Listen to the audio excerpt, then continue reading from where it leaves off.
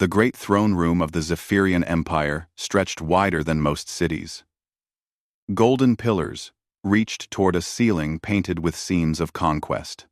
Alien nobles from hundreds of worlds filled the massive space, their strange voices echoing off marble walls. Emperor Vex's Tar sat on his crystal throne, 6 arms folded across his armored chest. His 4 eyes glowed red as he studied the reports spread before him. The Empire controlled 847 star systems. Every world bowed to his will. Every species served his purpose. But today brought disturbing news. "Tell me again about this Earth," the Emperor said. His voice carried across the throne room like thunder. General Zekmor stepped forward, his insect-like head bowing low. "My lord, our scouts detected unusual energy readings from human space. The primitive world shows signs of advanced technology development." "Impossible." Admiral Kethmore laughed, his serpentine body coiling with amusement.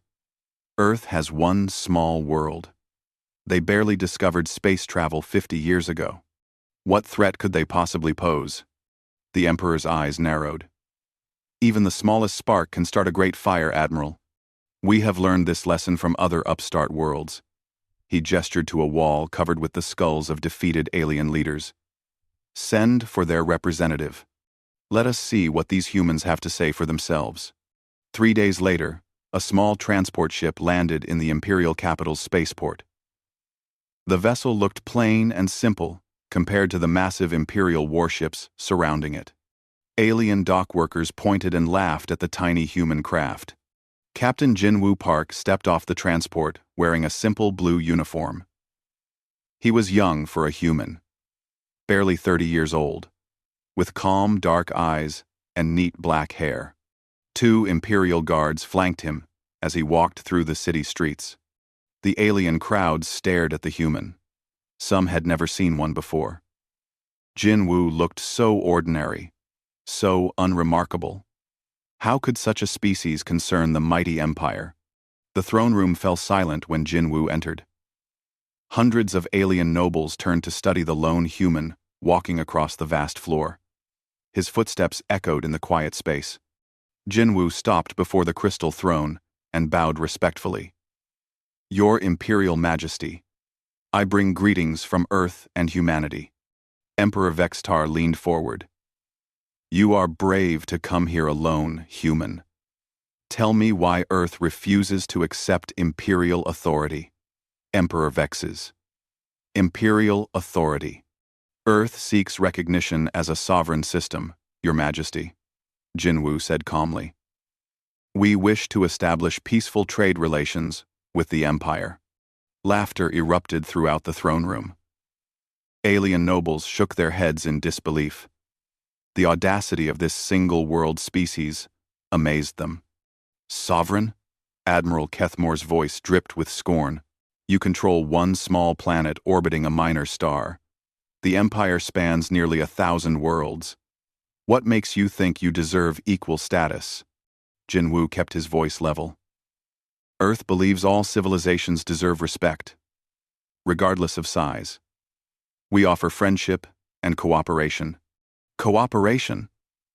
General Zekmor clicked his mandibles mockingly.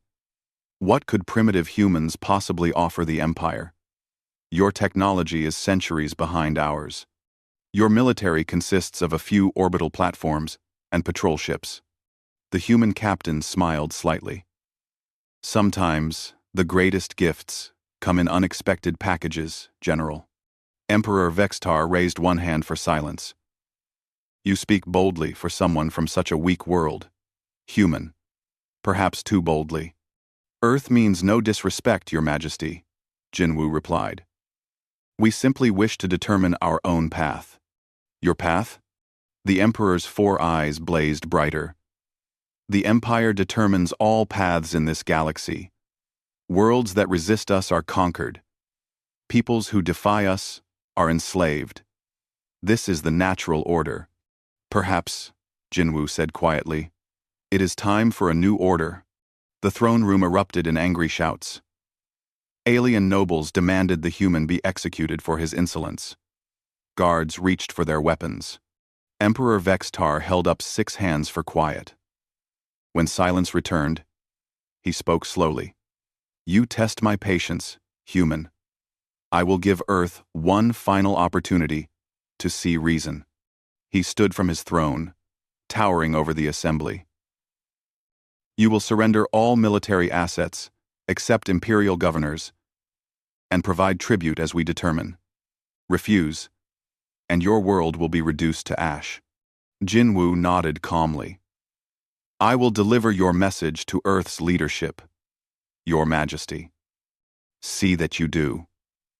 The Emperor's voice carried a note of finality. "And human?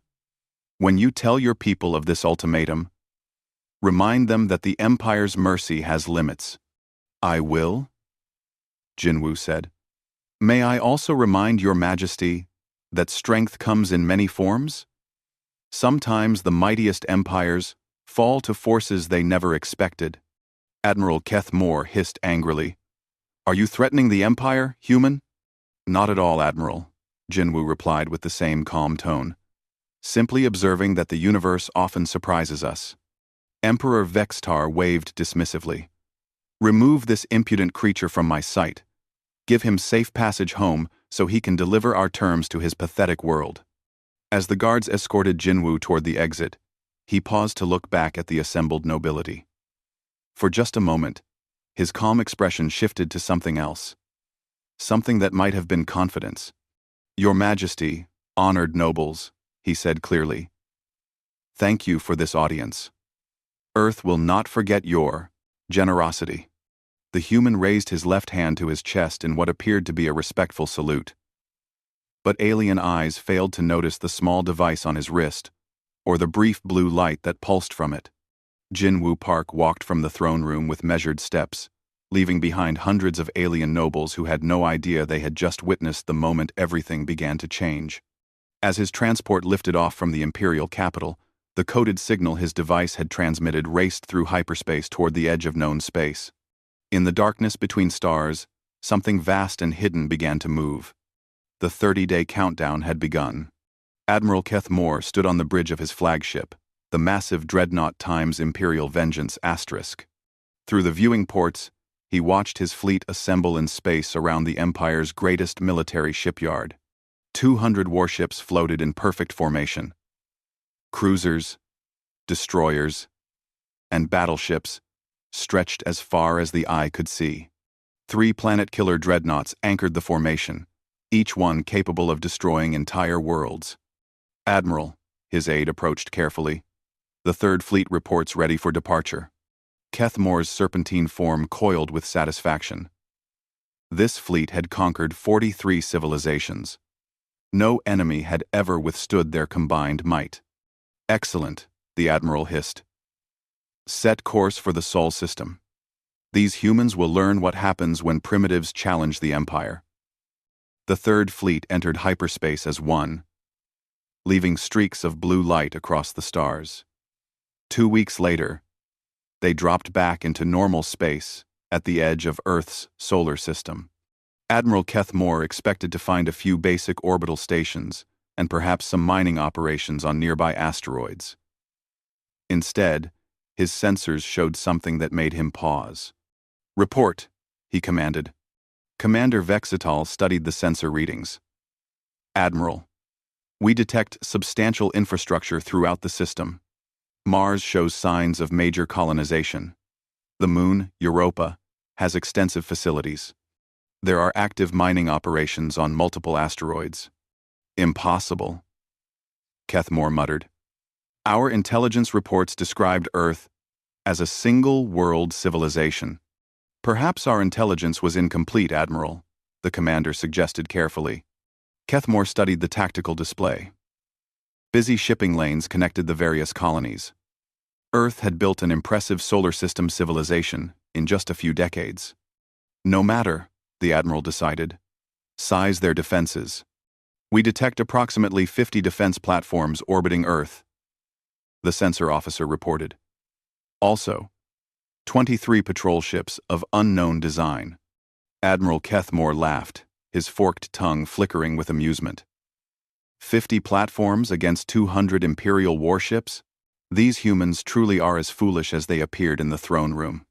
He opened communications to Earth's surface, specifically targeting the coordinates of the human capital city of Seoul. "This is Admiral Keth Moore of the Imperial Third Fleet." His voice boomed across all human frequencies. "I address the leaders of Earth. Your time is up." The response came quickly. A human woman appeared on the communication screen, sitting in what looked like a government office. She had short gray hair and wore a formal dark suit. "This is Defense Minister Lee So-young," she said calmly.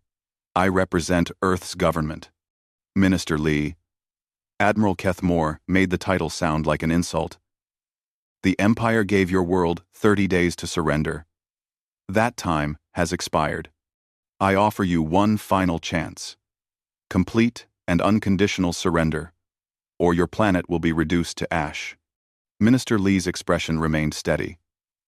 "Admiral, Earth appreciates the Empire's offer. However, we must respectfully decline."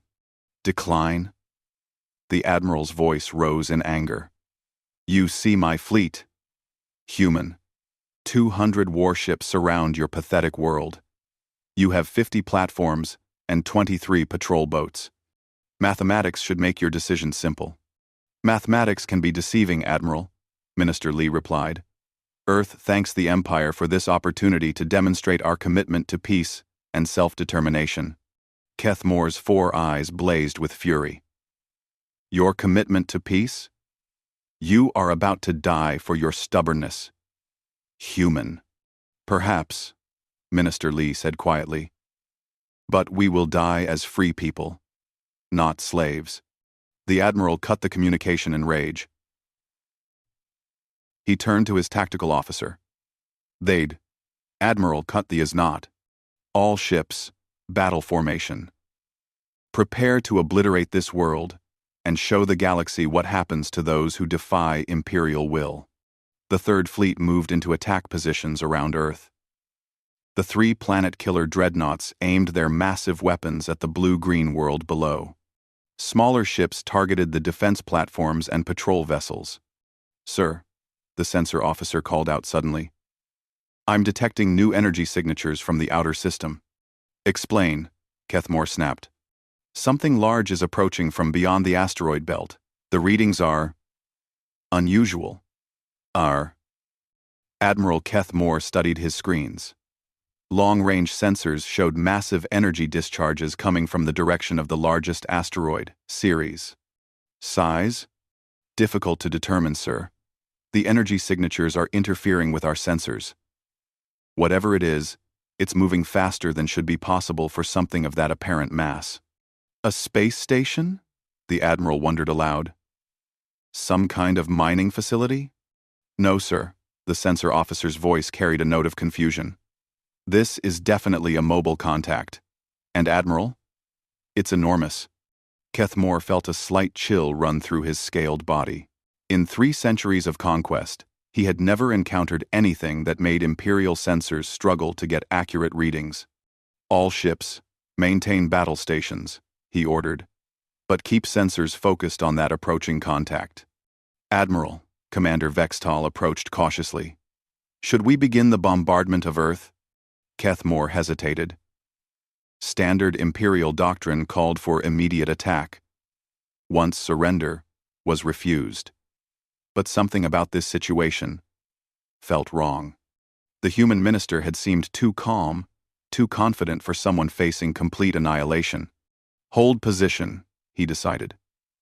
"Let's see what approaches from the asteroid belt." Minutes passed in tense silence. The energy signatures grew stronger and more distinct. Whatever was coming toward them was massive, beyond anything in Imperial records.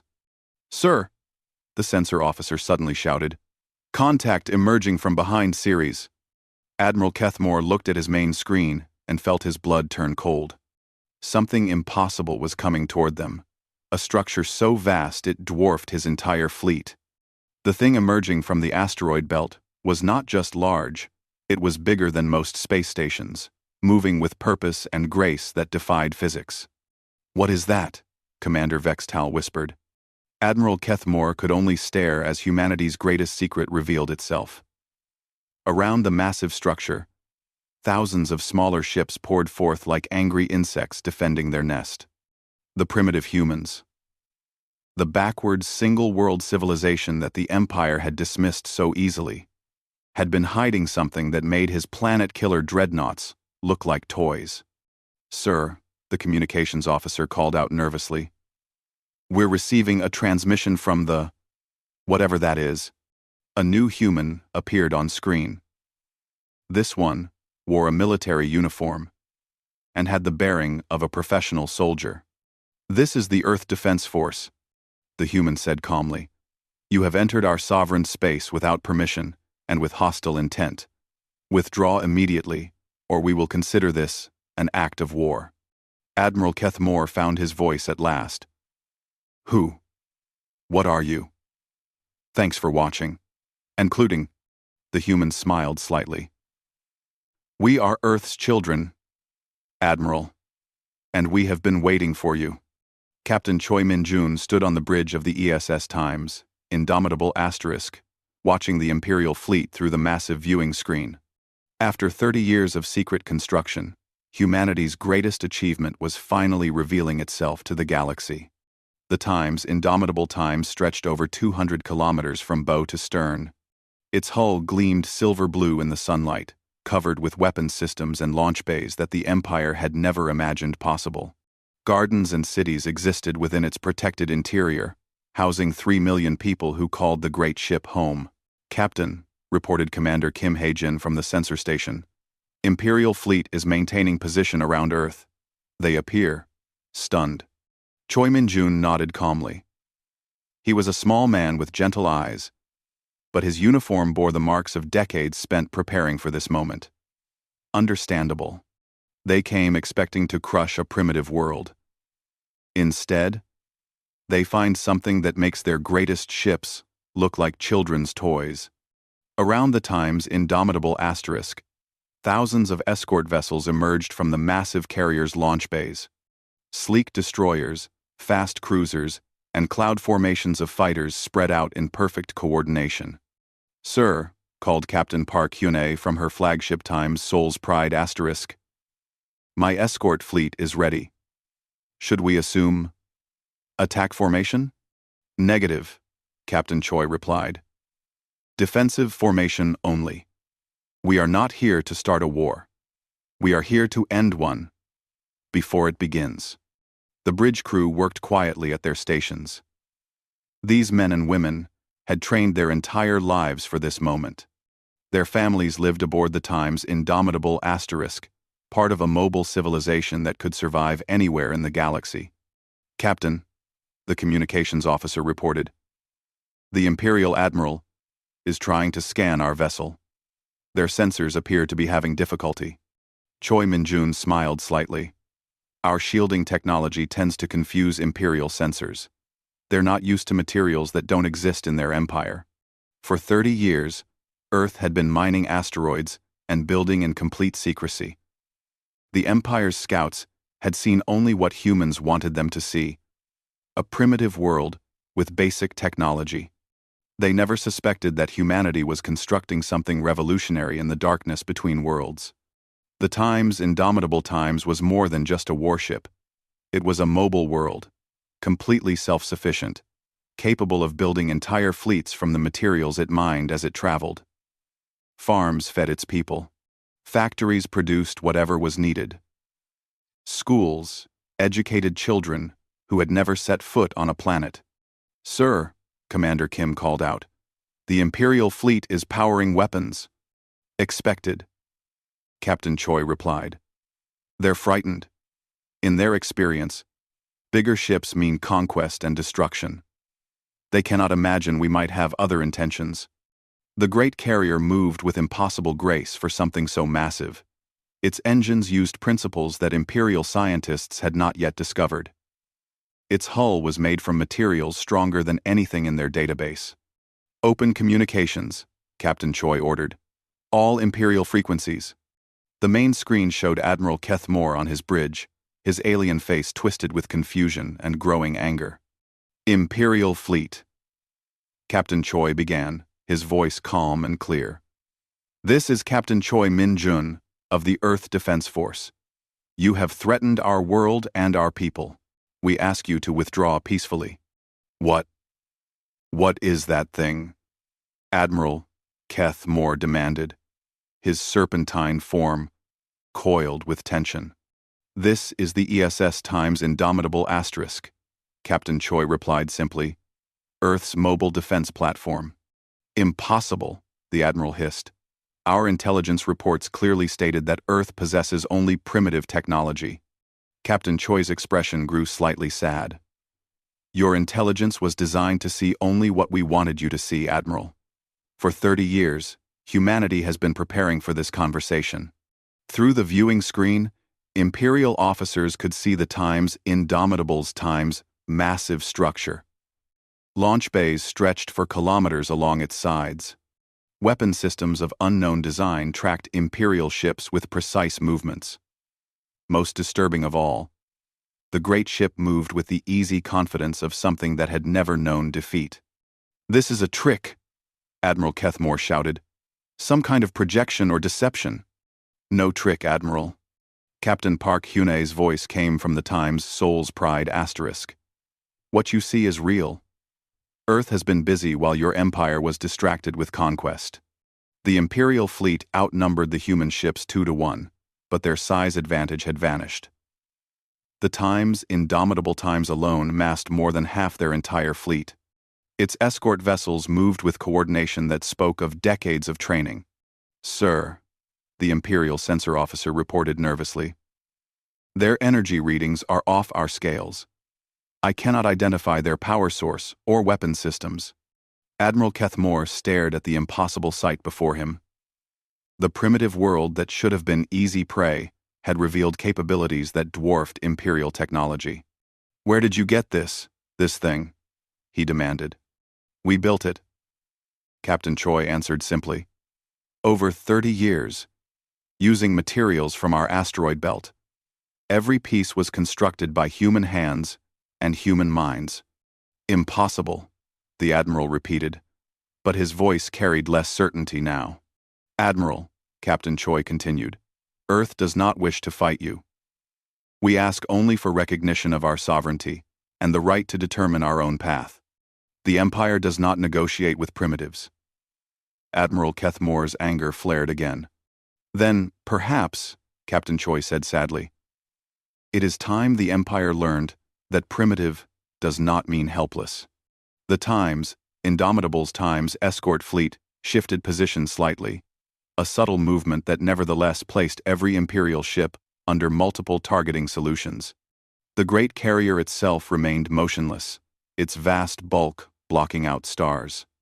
You cannot defeat the entire Imperial fleet with one ship, Admiral Kethmore declared, though his voice lacked conviction. One ship? Captain Choi smiled genuinely, for the first time. Admiral, you misunderstand. The Times, Indomitable Times, is not our only ship. It is our home. Our mobile world. Our promise to the galaxy that humanity will never again be helpless against those who would enslave us. He gestured toward the viewing screen, where Imperial sensors were beginning to detect more energy signatures in the distance. Admiral, what you see here is not Earth's entire defense force. It is simply the first response. Would you like to meet the rest? For the first time since taking command of the Third Fleet, Admiral Kethmore felt genuine fear. This was not going according to any plan the Empire had ever made. Sir, his tactical officer called urgently. Long-range sensors are detecting additional contacts. Throughout the system, multiple, large signatures.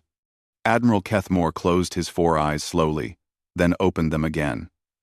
The impossible ship was still there, still dwarfing his fleet, still waiting patiently for his response. Captain Choi, he said at last, what do you want? Peace, Admiral, came the simple reply. Nothing more, nothing less. Emperor Vextar's 4 eyes blazed with fury, as he watched the impossible scene through his palace's quantum communication link. His greatest fleet faced something that should not exist, a primitive world that had built ships beyond imperial imagination. "Attack!" he commanded across the vast distance of space. "I don't care what tricks these humans have. Destroy them all." Admiral Kethmore heard his emperor's order with growing dread. His sensors showed energy readings that made no sense. The human ships moved in ways that defied imperial understanding of physics. "Sir," his tactical officer called nervously, "the fleet awaits your orders." The admiral looked at the massive human carrier dominating his viewing screen. Everything in his military training told him to attack. The Empire never retreated. The Empire never showed weakness. "All ships," he commanded heavily. "Open fire." 200 Imperial warships erupted in coordinated violence.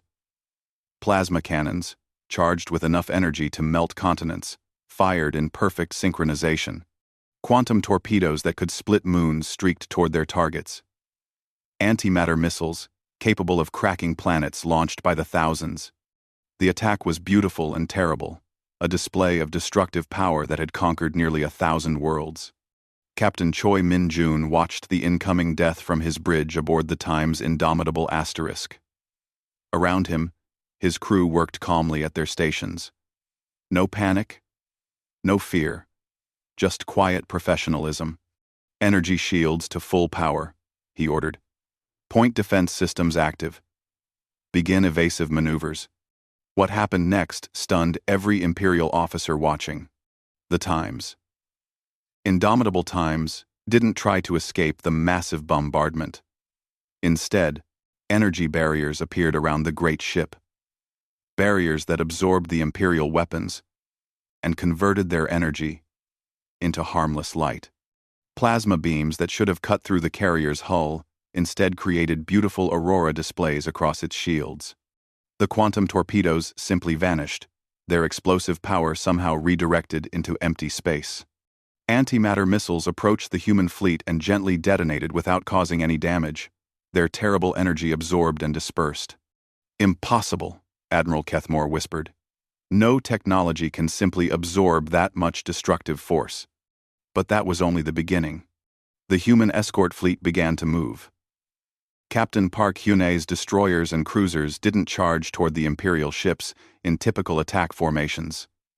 Instead, they danced. There was no other word for it.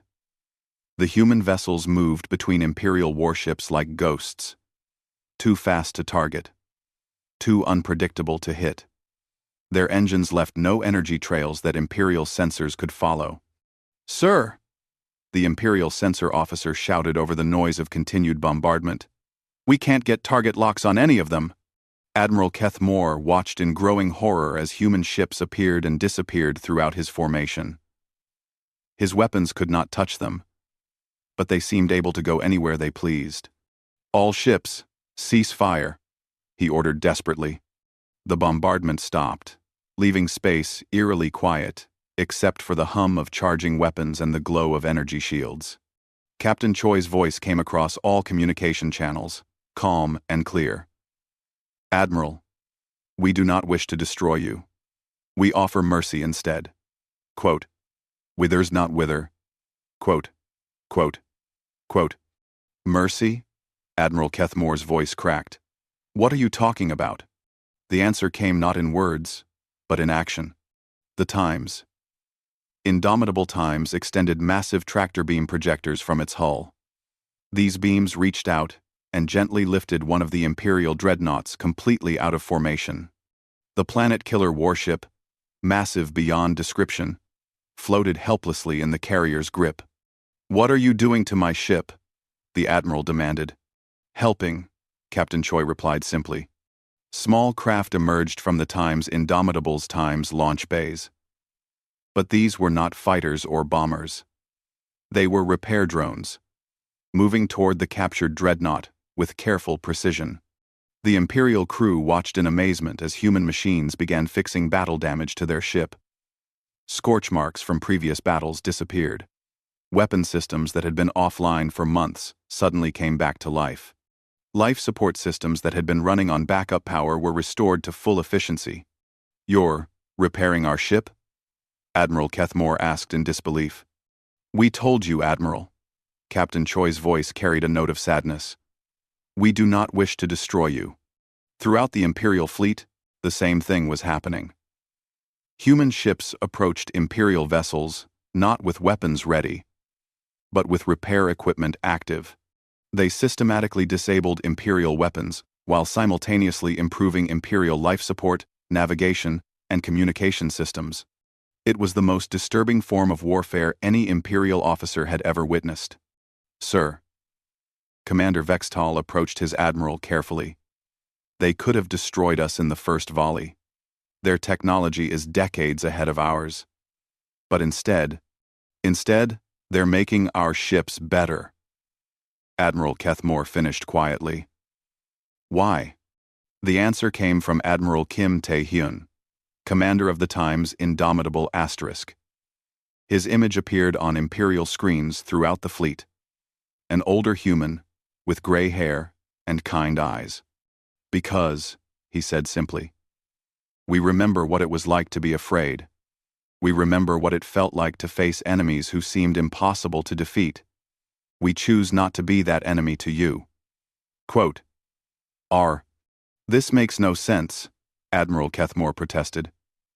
"You have superior technology, superior ships, superior tactics. Why show mercy to those who came to destroy your world?" "Because," Admiral Kim replied, "strength without mercy is just another form of weakness. Power without compassion creates only more enemies. We have learned that the greatest victory is turning enemies into friends." Imperial crews watched in stunned silence as human repair drones finished their work and withdrew. Every Imperial ship now functioned better than it had in years. Weapons were disabled, but not destroyed. Life support was improved. Even the food synthesizers produced better meals. "Admiral Kethmore," Captain Choi's voice returned to the communication channels. "You came here to conquer a primitive world. Instead, you have discovered that primitiveness and helplessness are very different things. The Great Carrier Times, indomitable times, released the Imperial dreadnought gently back into formation. Throughout space, human ships pulled back to defensive positions. Their message delivered clearly. We could have destroyed your entire fleet in seconds."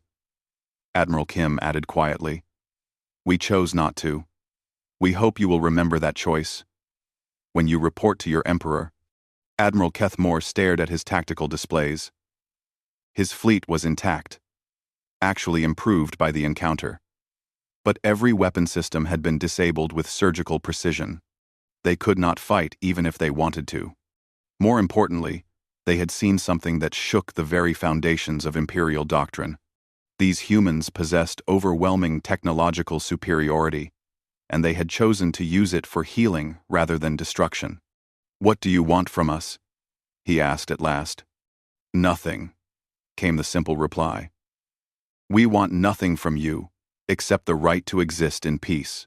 We offer everything to you except the right to enslave us."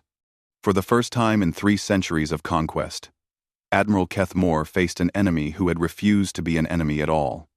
The news spread across the Zephyrian Empire faster than hyperspace communications.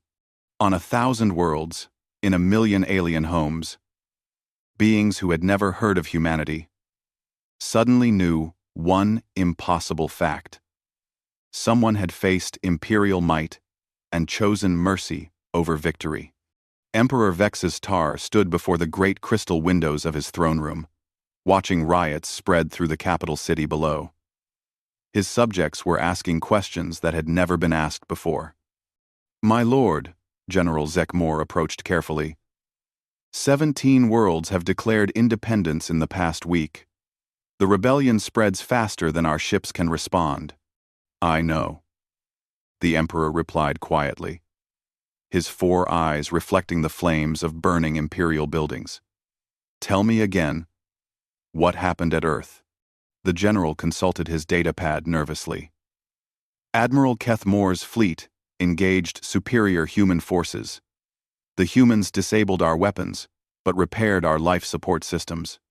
No Imperial lives were lost. No lives lost, the Emperor repeated. They could have destroyed our finest fleet, but chose to heal it instead. Yes, my lord. And now our subject worlds question why the Empire conquers peaceful civilizations, while Earth, with superior technology, chooses diplomacy. The general nodded miserably. The humans are broadcasting their message across all Imperial frequencies. They offer aid to any world that requests it. Medical supplies, agricultural technology, clean energy systems. Emperor Vextar turned from the window. Show me. The throne room's communication system activated, displaying Captain Jinwoo Park standing before a simple blue background. The young human who had seemed so insignificant weeks ago now commanded the attention of an entire galaxy. People of the Empire. Jinwoo's voice was calm and clear. Earth extends friendship to all civilizations. We believe cooperation serves everyone better than domination. Any world seeking assistance need only ask. The transmission ended, leaving silence in the great throne room. My lord, a new voice called out. Captain Jinwoo Park has returned to the capital. He requests an audience. Emperor Vextar almost smiled at the irony. Show him in. Jinwoo entered the throne room as he had before, walking alone across the vast floor. But this time, no alien nobles laughed at the human representative. This time, they watched him with something approaching fear. Your Imperial Majesty, Jinwoo bowed respectfully. Earth hopes you are well. Well? The Emperor's voice carried bitter amusement. My empire crumbles around me. Human. Half my worlds declare independence. My own nobles question centuries of policy. How could I be well? Perhaps, Jinwoo said gently. This is not destruction, but transformation. Transformation? General Zekmore clicked his mandibles angrily. You have destroyed everything we built. Have we? Jinwoo asked calmly. Or have we simply shown that building can be done differently? The Emperor descended from his crystal throne, his 6 arms folded across his armored chest. What do you want, human? You have already proven your superiority. Why return here? What do you want? Earth returns to offer partnership, not conquest, Jinwoo replied. We believe the Empire can become something greater than it was. Partnership?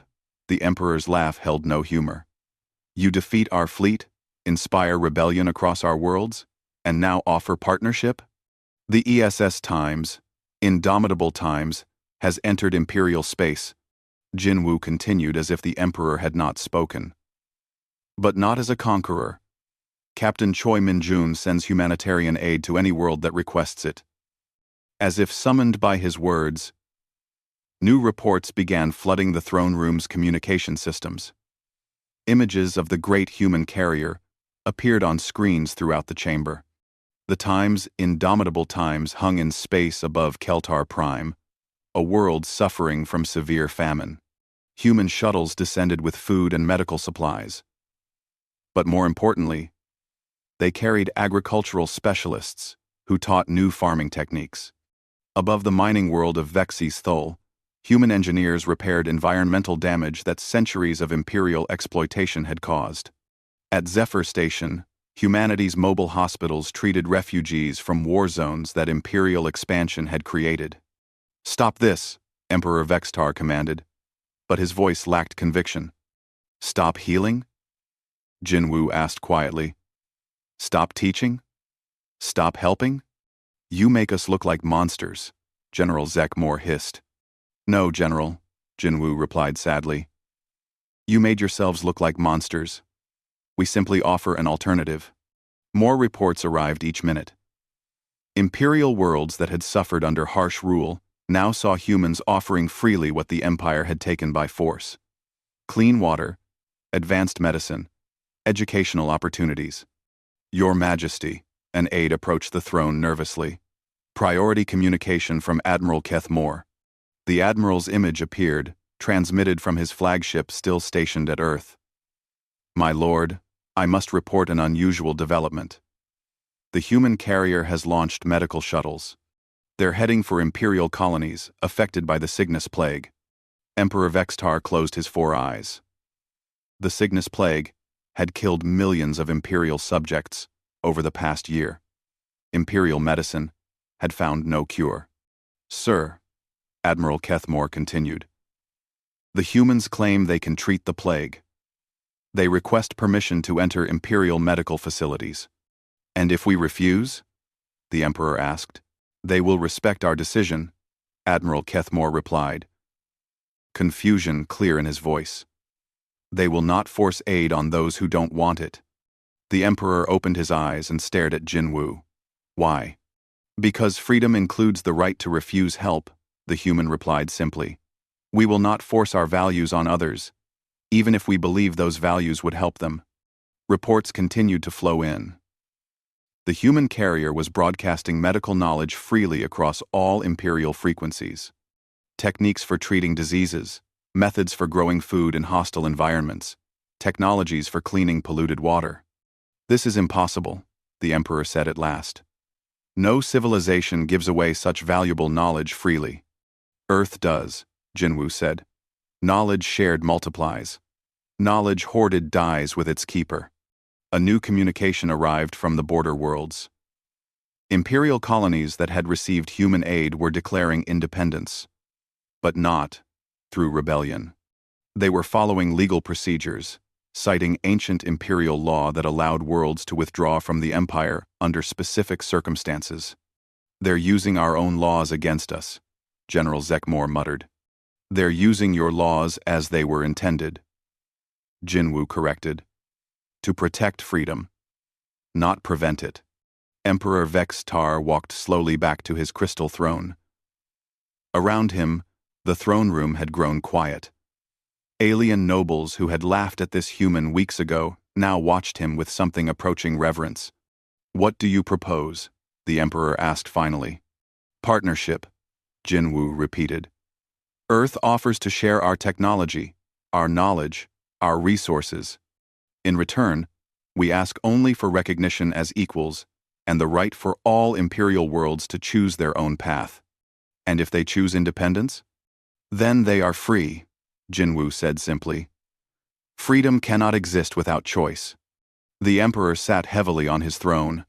Through the great windows, the sounds of celebration began to replace the sounds of riot. News of human aid had reached the capital. Hope was replacing anger. "Your Majesty," Jinwu said gently, "Earth does not seek to destroy the Empire. We seek to transform it from a force of conquest into a force of cooperation." Emperor Vextar looked around his throne room at the nobles and generals who had served his family for generations. In their eyes, he saw something he had never seen before: doubt about the righteousness of their cause. "Very well," he said at last. "Let us discuss this. Partnership." As Jinwu Park stepped forward to begin negotiations that would reshape the galaxy, the Great Carrier Times, Indomitable Times, continued its work among the stars. Its medical bays treated the sick. Its workshops taught new technologies. Its schools educated children who had never known peace. The age of empire was ending. The age of cooperation had begun. And it had all changed in seconds, with one simple choice: mercy over destruction, healing over harm, cooperation over conquest. The humans had won not by being stronger, but by being better.